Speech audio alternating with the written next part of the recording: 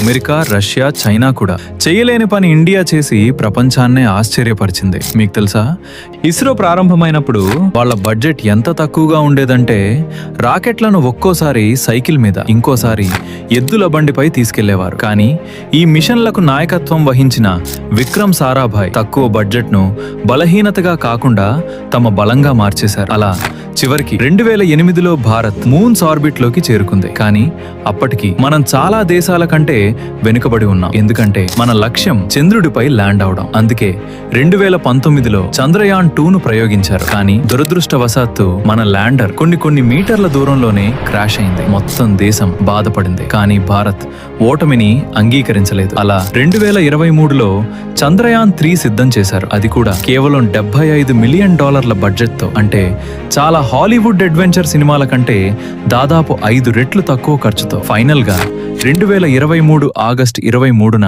భారత్ మిగతా దేశాలను వెనక్కి నెట్టి చంద్రుడి దక్షిణ ధ్రువంపై ల్యాండ్ అయిన తొలి దేశంగా చరిత్ర సృష్టించింది. వాళ్లు చేయలేని పని భారత్ చేసి చూపించింది.